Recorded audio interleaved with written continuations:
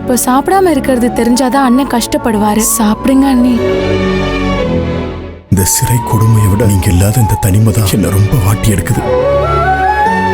வேலுவை பிரிஞ்சு இத்தனை நாளாச்சு, செய்யாத தப்புக்கு தண்டனை அனுபவிச்சுக்கிட்டு இருக்காரு. புது வசந்தம் நாளை பகல் 1:30 மணிக்கு உங்கள் சன் டிவியில்.